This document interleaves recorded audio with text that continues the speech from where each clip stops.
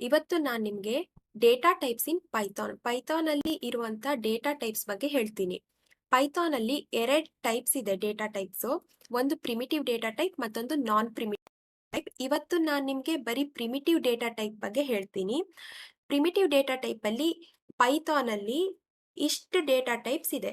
ಈಗ first one ಬಂದ್ಬಿಟ್ಟು string data type. String data type ಅಂದ್ರೆ ಈಗ ಬೇರೆ ಲ್ಯಾಂಗ್ವೇಜ್ ಅಲ್ಲಿ ಕ್ಯಾರ್ ಮತ್ತೆ ಸ್ಟ್ರಿಂಗ್ ಎರಡು ಡೇಟಾ ಟೈಪ್ ಇದೆ. ಬಟ್ ಪೈಥಾನ್ ಅಲ್ಲಿ ಬರೀ ಸ್ಟ್ರಿಂಗ್ ಅಷ್ಟೇ ಯೂಸ್ ಮಾಡ್ತೀವಿ. ಸಿಂಗಲ್ ಕ್ಯಾರೆಕ್ಟರ್ ಡಿಕ್ಲೇರ್ ಮಾಡೋದಾದ್ರೂ ಬಂತು. ಆಮೇಲೆ more than one character declare ಮಾಡೋದಾದ್ರೂ ನಾವು ಸ್ಟ್ರಿಂಗ್ ಡೇಟಾ ಟೈಪ್ನ ಯೂಸ್ ಮಾಡ್ತೀವಿ. ಇಲ್ಲಿ ಎಕ್ಸಾಂಪಲ್ ಕೊಟ್ಟಿದ್ದೀನಿ ನೋಡಿ.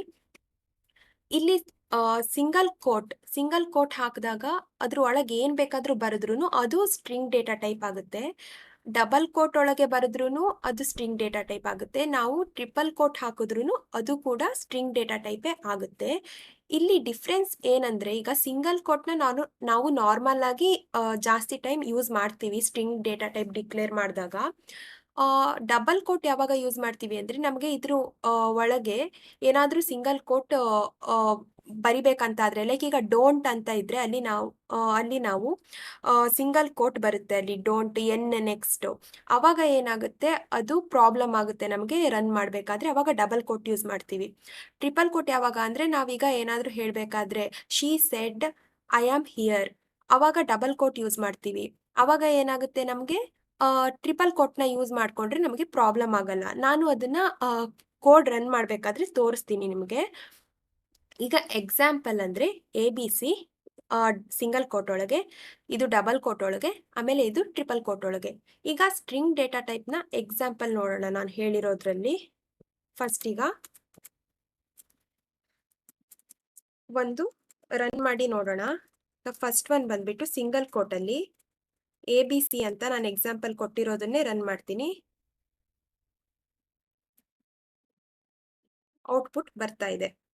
ಈಗ ಡಬಲ್ ಕೋಟ್ಸ್ ಹಾಕೋಣ. ಸೇಮ್ ABC ಬರ್ತಾ ಇದೆ ಔಟ್ಪುಟ್, ಏನು ಪ್ರಾಬ್ಲಮ್ ಇಲ್ಲ. ಇದು ಔಟ್ಪುಟ್ ABC. ಈಗ ನೆಕ್ಸ್ಟ್ ನೋಡೋಣ. ಈಗ ಟ್ರಿಪಲ್ ಕೋಟ್ ಹಾಕೋಣ. ಸೇಮ್ ABC ರನ್ ಮಾಡೋಣ. ಟ್ರಿಪಲ್ ಕೋಟ್ ಹಾಕಿದಾಗ ಈಗ ನಾವು ರನ್ ಮಾಡಿದಾಗ ಇಲ್ಲಿ ನೋಡಿ ಔಟ್ಪುಟ್ ಬರ್ತಾ ಇದೆ, ನಮಗೆ ಏನು ಪ್ರಾಬ್ಲಮ್ ಇಲ್ಲ. ಈಗ ನಾನು ನಿಮಗೆ ತೋರಿಸ್ತೀನಿ. ನಾವೀಗ ಸಿಂಗಲ್ ಕೋಟ್ ಯೂಸ್ ಮಾಡಿದ್ವಿ ಅನ್ಕೊಳ್ಳಿ. ನಾನು ಎಕ್ಸಾಂಪಲ್ ಕೊಟ್ಟಿದ್ದೆ ಡೋಂಟ್ ಅಂತ ಬಂದಾಗ ಅಂತ ಹೇಳಿದ್ದೆ ನೋಡಿ. ಈಗ ಸಿಂಗಲ್ ಕೋಟ್ ಯೂಸ್ ಮಾಡಿದ್ದೀನಿ ನಾನಿಲ್ಲಿ. ಸಿಂಗಲ್ ಕೋಟ್ ಯೂಸ್ ಮಾಡಿ ಕ್ಲೋಸ್ ಮಾಡ್ತಾ ಇದ್ದೀನಿ ಡೋಂಟ್ ಅಂತ. ಈಗ ನಾನು ರನ್ ಮಾಡಿದಾಗ ಏನಾಗ್ತಾ ಇದೆ ಅಂದ್ರೆ, ಇಲ್ಲಿ ನನಗೆ ಎರರ್ ಕೊಡ್ತಾ ಇದೆ, ಅನ್ಟರ್ಮಿನೇಟೆಡ್ ಸ್ಟ್ರಿಂಗ್ ಲಿಟರಲ್ ಡಿಟೆಕ್ಟೆಡ್ ಅಂತ.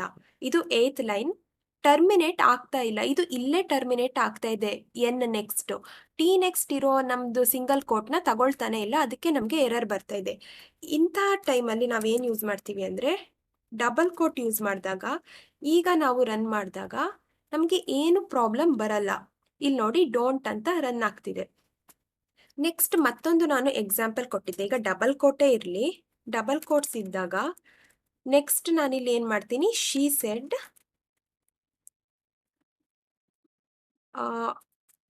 I am here. ಈಗ ನೋಡಿ double quotes hockey she said I am here. Okay, one minute. Okay, she said I am here. Okay, ಇದು ಬೇಡ. ಈಗ ಒಂದೇ ಇದಾಗ್ತಿದೆ ಅಂತ ಅನ್ಕೊಳ್ಳೋಣ. ಈ ಕೇಸಲ್ಲಿ ಹೀಗೆ ಒಂದೇ ಕೋಟ್ ಯೂಸ್ ಮಾಡಿದಾಗ ನಾವು ಎರರ್ ಬರ್ತಾ ಇದೆ. ಅನ್ಟರ್ಮಿನೇಟೆಡ್ ಸ್ಟ್ರಿಂಗ್ ಲಿಟರಲ್, ಇದರಲ್ಲೂ ಏನಾಗ್ತಾ ಇದೆ, ಸಿಂಗಲ್ ಈ ಡಬಲ್ ಕೋಟ್ಸ್ ಇಲ್ಲೇ ಎಂಡ್ ಆಗ್ತಾ ಇದೆ. ಐ ನೆಕ್ಸ್ಟ್ ಇರೋದನ್ನ ತಗೊಳ್ತಾ ಇಲ್ಲ ಇದು, ಅದಕ್ಕೆ ನಮಗೆ ಎರರ್ ಬರ್ತಿದೆ. ಇದನ್ನ ತೆಗೆದು ನಾನು ಐ ಆಮ್ ಅಂತ ಹಾಕಿದ್ರು ಕೂಡ ನಿಮ್ಗೆ ಕನ್ಫ್ಯೂಸ್ ಆಗಬಾರ್ದು ಅಂದ್ರೆ, ಈಗ ನೋಡಿ ಈಗಲೂ ಕೂಡ ಸೇಮ್ ಎರರೇ ಬರ್ತಾ ಇದೆ. ಅವಾಗ ಏನ್ ಮಾಡ್ತೀವಿ ಅಂದ್ರೆ, ನಾವು ಇಂಥ ಸಿಚುವೇಶನ್ ಬಂದಾಗ ಟ್ರಿಪಲ್ ಕೋಟ್ಸ್ನ ಯೂಸ್ ಮಾಡ್ತೀವಿ. ಈಗ ನಾನು ಸೇಮ್ ಸೆಂಟೆನ್ಸ್ ನನಗೇನು ಪ್ರಾಬ್ಲಮ್ ಇಲ್ಲದೆ ರನ್ ಆಗ್ತಾ ಇದೆ. ಇಲ್ಲಿ ಡಬಲ್ ಕೋಟ್ಸ್ ಕೂಡ ಬರ್ತಾ ಇದೆ ಔಟ್ಪುಟ್. ಸೊ ಇದು ನಮಗೀಗ ಏನಂದರೆ single quote, double quote, triple quote ಇವೆಲ್ಲಾನು ಎಕ್ಸ್ಪ್ಲೇನ್ ಮಾಡಿದೆ. ಈಗ ಟ್ರಿಪಲ್ ಕೋಟಲ್ಲಿ ಒಂದು ಸ್ಪೆಷಲ್ ಫೀಚರ್ ಏನಂತ ಅಂದರೆ, ನಾವೀಗ ಟ್ರಿಪಲ್ ಕೋಟಲ್ಲಿ ಬೇರೆ ಲೈನಲ್ಲಿ ಬರೆದೆ ನಾನು ಅಂತ ಅಂದ್ಕೊಳ್ಳಿ. I am here.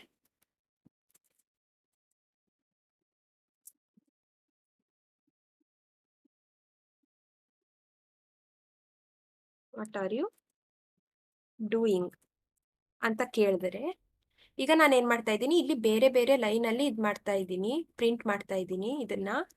ಇಲ್ಲಿ ಏನು ಬರುತ್ತೆ ಔಟ್ಪುಟ್ಟಲ್ಲಿ ಅಂದರೆ, ನಾನು ಹೇಗೆ ಸ್ಪೇಸ್ ಕೊಟ್ಟಿದ್ದೀನೋ ಬೇರೆ ಲೈನಲ್ಲಿ ಬರ್ದಿದ್ದೀನೋ ಅದು ಹಾಗೆ ತಗೊಳ್ತಾ ಇದೆ. ನಾನು ಸ್ಪೇಸ್ ಕೊಟ್ಟಿಲ್ಲ ಈಗ ಅಂದರೆ, ಇನ್ ಕೇಸ್ ಸ್ಪೇಸ್ ಕೊಟ್ಟಿಲ್ಲ, ಈಗ ಬೇರೆ ಲೈನಲ್ಲಿ ಬರ್ದಿದ್ದೀನಿ ನಾನು, ಇಲ್ಲಿ ನನಗೆ ಬೇರೆ ಲೈನಲ್ಲೇ ಔಟ್ಪುಟ್ ಬರ್ತಾ ಇದೆ. ಬಟ್ ಅದೇ ನಾನೀಗ ಇದನ್ನ ಸಿಂಗಲ್ ಕೋಟಲ್ಲಿ ಹಾಕಿದ್ರೆ, ಸಿಂಗಲ್ ಕೋಟ್ಸಲ್ಲಿ ಹಾಕಿದ್ರೆ ರನ್ ಮಾಡಿದಾಗ ನನಗೆ ಎರರ್ ಬರ್ತಾ ಇದೆ. ಯಾಕಂದರೆ ನಾನು ಸಿಂಗಲ್ ಕೋಟ್ಸಲ್ಲಿ ಆದರೆ, ಅಥವಾ ಡಬಲ್ ಕೋಟ್ಸಲ್ಲೂ ಸೇಮ್ ಎರರ್ ಬರುತ್ತೆ ನೋಡಿ ನೀವು ಬೇಕಿದ್ರೆ. ಇದರಲ್ಲಿ ನಾನು ಬೇರೆ ಲೈನಲ್ಲಿ ಬರಿಬೇಕಂದ್ರೆ ನಾನು ಸ್ಲ್ಯಾಶ್ ಎನ್ ಅನ್ನ ಯೂಸ್ ಮಾಡ್ಕೋಬೇಕಾಗುತ್ತೆ.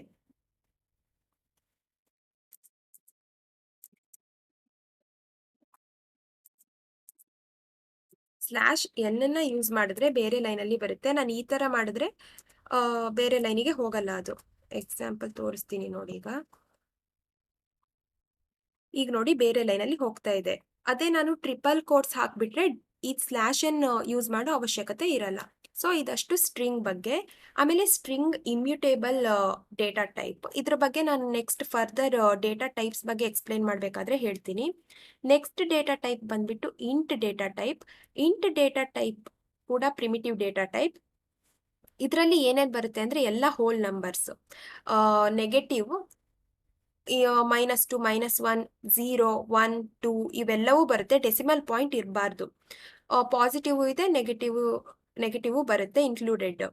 ಆಮೇಲೆ ಈ ಪೈಥಾನ್ ಕೋಡಿಂಗ್ ಲ್ಯಾಂಗ್ವೇಜಲ್ಲಿ ಇಂಟ್ ಡೇಟಾ ಟೈಪ್ಗೆ ಯಾವುದೇ ರೀತಿಯಾದಂತಹ ಲಿಮಿಟ್ ಅನ್ನೋದು ಇಲ್ಲ. ಯಾಕಂದರೆ ಇದು ಡೈನಮಿಕಲಿ ಟೈಪ್ಡ್ ಲ್ಯಾಂಗ್ವೇಜ್ ಆಗಿರೋದಕ್ಕೆ ನೆಸೆಸಿಟಿನೂ ಇರಲ್ಲ ನಮಗೆ ಇಂಟ್ ಲಾಂಗ್ ಅಂತ ಹೇಳ್ಕೊಂಡು ಎರಡು ಡೇಟಾ ಟೈಪ್ನ ತಗೊಳ್ಳೋದಕ್ಕೆ. ಅದ್ರ ಬಗ್ಗೆನೂ ನಾನು ಮುಂದಿನ ವಿಡಿಯೋಗಳಲ್ಲಿ ಎಕ್ಸ್ಪ್ಲೇನ್ ಮಾಡ್ತೀನಿ. ಈಗ ನೆಕ್ಸ್ಟ್ ಬಂದ್ಬಿಟ್ಟು ಇಂಟ್ ಡೇಟಾ ಟೈಪ್ನು ನಾನು ರನ್ ಮಾಡಿ ತೋರಿಸ್ಬಿಡ್ತೀನಿ. ಈಗ ಇಂಟ್ ಡೇಟಾ ಟೈಪ್ ಅಂದರೆ, ನಾನೀಗ ಪ್ರಿಂಟ್ ಮಾಡಬೇಕಂದ್ರೆ 2, 3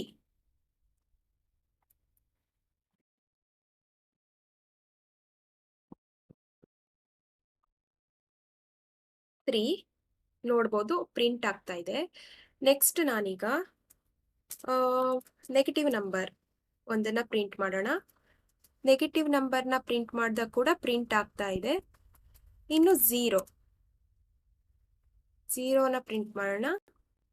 ಝೀರೋನು ಪ್ರಿಂಟ್ ಆಗ್ತಾ ಇದೆ. ಇದು ಡೇಟಾ ಟೈಪ್ ಆ್ಯಕ್ಚುಲಿ. ನೀವೀಗ ಟೈಪ್ ನೋಡೋದಾದರೆ ನಿಮಗೆ ಅಂದರೆ ಈ ಥರ ಹೇಳಿದ್ರೆ ಗೊತ್ತಾಗಲ್ಲ ಅಂದರೆ, ಈಗ ಟೈಪ್ನ ನಾವು ಪ್ರಿಂಟ್ ಮಾಡೋದಾದರೆ ಯಾವ ಡೇಟಾ ಟೈಪ್ ಅಂತ ಈಗ ನೋಡಿ, ಇಂಟಿಜರ್ ಟೈಪ್ ತೋರಿಸ್ತಾ ಇದೆ. ಅದೇ ಝೀರೋ ನೀವು ರನ್ ಮಾಡಿ ಇಂಟಿಜರ್ ಟೈಪೇ ತೋರಿಸ್ತಾ ಇದೆ. ಅದೇ -2ನ ರನ್ ಮಾಡಿ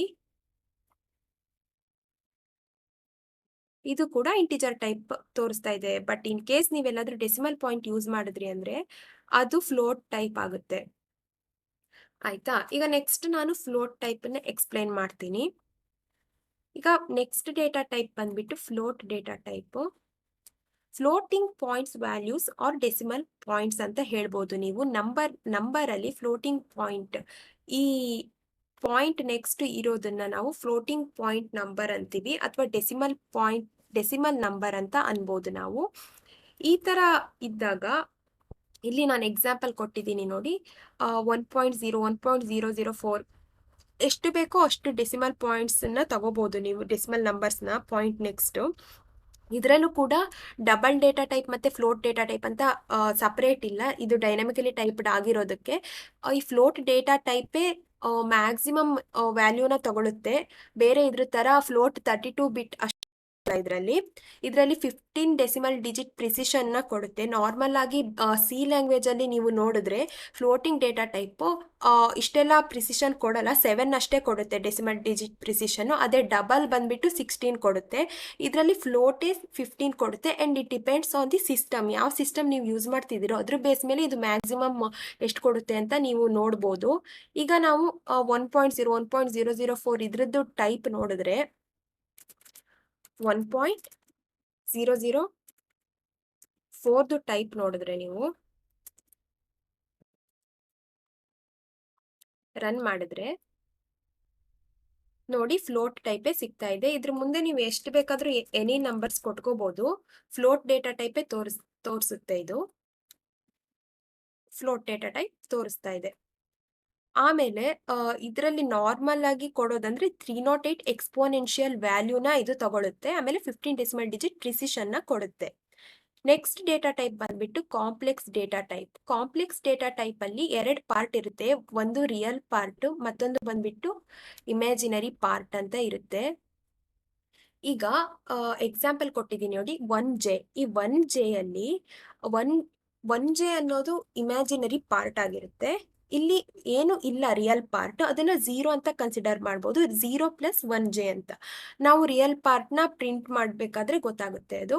4 + 3J ಅಲ್ಲಿ 4 ಬಂದ್ಬಿಟ್ಟು ರಿಯಲ್ ಪಾರ್ಟ್, 3J ಬಂದ್ಬಿಟ್ಟು ಇಮ್ಯಾಜಿನರಿ ಪಾರ್ಟ್. ಹಿಯರ್ 4 ಅಂತ ಇದೆ ಅಲ್ಲ, ಪ್ರತಿಯೊಂದು ಹೋಲ್ ನಂಬರ್ ಅಥವಾ ಪ್ರತಿಯೊಂದು ನಂಬರ್ ಕೂಡ ಅದು ಕಾಂಪ್ಲೆಕ್ಸ್ ಡೇಟಾ ಟೈಪ್ಗೆ ಬರುತ್ತೆ. ಆದರೆ ಅದ್ರದ್ದು ಇಮ್ಯಾಜಿನರಿ ಪಾರ್ಟ್ ಏನಿರುತ್ತೆ 0J ಅಂತ ಇರುತ್ತೆ. ಹೇಗೆ ನಾವು ಇಲ್ಲಿ 1J ಇದ್ದಾಗ ರಿಯಲ್ ಪಾರ್ಟ್ನ 0 ಮಾಡ್ಕೊಂಡಿದ್ವೋ, ಹಾಗೆ ನಾರ್ಮಲ್ ಕೇಸಲ್ಲಿ ಇಮ್ಯಾಜಿನರಿ ಪಾರ್ಟ್ 0 ಆಗಿರುತ್ತೆ. ಸೊ 0J ಅಂತ ರೆಪ್ರೆಸೆಂಟ್ ಮಾಡ್ಬೋದು ಅದನ್ನ. ಈಗ ನಾವು ಅಲ್ಲಿರೋದನ್ನೇ ಪ್ರಿಂಟ್ ಮಾಡಿದ್ರೆ 1J ಅಂತ ಪ್ರಿಂಟ್ ಮಾಡಿದ್ರೆ ಅದ್ರ ಟೈಪ್ ಪ್ರಿಂಟ್ ಮಾಡೋಕ್ಕೆ ಹೋದ್ರೆ ನಮಗೆ ಕಾಂಪ್ಲೆಕ್ಸ್ ಅಂತ ಬರುತ್ತೆ. ಇದರಲ್ಲಿ ನೆಕ್ಸ್ಟ್ ನಾನೀಗ 4 + 3J ಅಂತ ಪ್ರಿಂಟ್ ಮಾಡಿದ್ರೆ ಇದರಲ್ಲಿ ಈಗ ನನಗೆ ಕಾಂಪ್ಲೆಕ್ಸ್ ಅಂತ ಹೇಳಿ ಕೊಡ್ತಾ ಇದೆ. ಈಗ ಬರೀ 4 ಅಂತ ಇದು ಮಾಡಿದ್ರೆ ಬರಲ್ಲ. ನಾವೀಗ ಅಂದರೆ ನಾರ್ಮಲ್ ಟೈಪ್ ಅದು ಇಂಟಿಜರ್ ಇರೋದಕ್ಕೆ 0J ಅಂತ ಇದು ಮಾಡ್ಕೊಂಡ್ರೆ ಅಷ್ಟೇ ಕಾಂಪ್ಲೆಕ್ಸ್ ಆಗುತ್ತೆ. ನೆಕ್ಸ್ಟ್ ಬಂದ್ಬಿಟ್ಟು Boolean data type. Boolean data ಟೈಪಲ್ಲಿ ಇಲ್ಲಿ ಟ್ರೂ ಆರ್ ಫಾಲ್ಸ್ 2 ಇದೆ. ಈಗ ಒಂದು ಎಕ್ಸಾಂಪಲ್ ಅಂದರೆ prime number is equals to first ಒಂದು ವೇರಿಯೇಬಲ್ಗೆ ನಾವು ಬೂಲಿಯನ್ ವ್ಯಾಲ್ಯೂನ ಅಸೈನ್ ಮಾಡ್ಬೋದು. ಆಮೇಲೆ ನಾವು ನಾರ್ಮಲ್ ಆಗಿ ಬೂಲಿಯನ್ನ ಕಂಡೀಷನ್ಗಳಲ್ಲಿ ಯೂಸ್ ಮಾಡ್ತೀವಿ. ಇಫ್ ಪ್ರೈಮ್ ನಂಬರ್ ಆಗಿದ್ರೆ ಪ್ರಿಂಟ್ ಮಾಡೋದು it is a prime number, ಇಲ್ಲ ಅಂದರೆ it is not a prime number. ಆ ಥರನೂ ಯೂಸ್ ಮಾಡ್ಕೋಬೋದು ನಾವು. ನೆಕ್ಸ್ಟ್ ಇದಕ್ಕೆ ಒಂದು ಎಕ್ಸಾಂಪಲ್ನ ಇದನ್ನೇ ಪ್ರಿಂಟ್ ಮಾಡ್ತೀನಿ. ಪ್ರೈಮ್ ನಂಬರ್ ಬೇಡ, ಎಕ್ಸಾಂಪಲ್ ತೋರಿಸ್ತೀನಿ. ಪ್ರಿಂಟ್ ಆಫ್ ಈಗ ಫಾಲ್ಸ್ ಇದೆ ಅಲ್ಲ, ಇದ್ರದ್ದು ಟೈಪ್ ನೋಡೋಣ ನಾವು.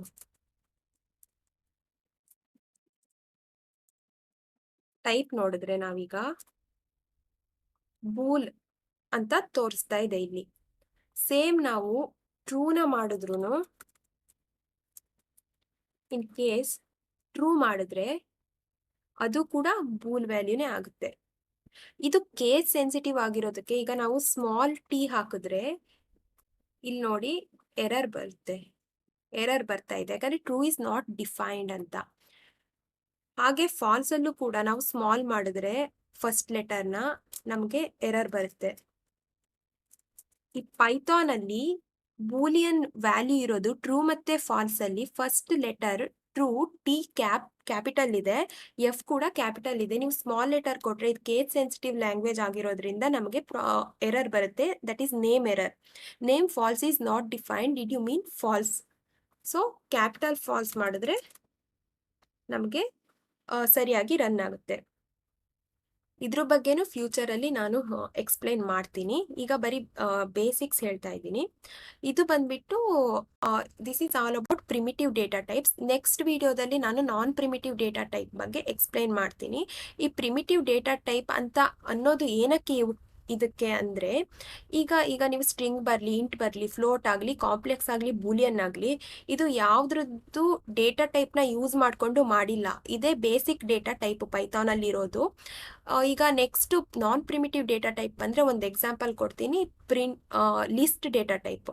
ಲಿಸ್ಟಲ್ಲಿ ಏನಂದರೆ ನಾವು ಇವು ಯಾವ್ದು ಬೇಕಾದರೂ ಡೇಟಾ ಟೈಪ್ಸನ್ನು ನಾವು ಅದರಲ್ಲಿ ಹಾಕ್ಬೋದು. ಸೊ ಲಿಸ್ಟ್ ಏನರಿಂದ ಆಗಿದೆ ಅಂದರೆ ಇದು ಯಾವುದಾದ್ರೂ ಡೇಟಾ ಟೈಪ್ಸ್ನ ಯೂಸ್ ಮಾಡಿಕೊಂಡ್ರೆ ಅಷ್ಟೇ ನಮಗೆ ಲಿಸ್ಟ್ ಸಿಗುತ್ತೆ. ಸೊ ಇದು ಅಷ್ಟು ಪ್ರಿಮಿಟಿವ್ ಡೇಟಾ ಟೈಪ್ ಬಗ್ಗೆ. So thank you. ಇದು ಬೇಕಿದ್ರೆ ಒಂದು ಸ್ಕ್ರೀನ್ಶಾಟ್ ತೆಕ್ಕೊಳ್ಳಿ ಇದ್ರದ್ದು, ಆಮೇಲೆ ರಿವಿಷನ್ ಮಾಡ್ಕೊಳ್ಳಿ. ನೆಕ್ಸ್ಟ್ ವಿಡಿಯೋದಲ್ಲಿ ನಾನು ನಾನ್ ಪ್ರಿಮಿಟಿವ್ ಡೇಟಾ ಟೈಪ್ಸ್ ಬಗ್ಗೆ ಎಕ್ಸ್ಪ್ಲೇನ್ ಮಾಡ್ತೀನಿ.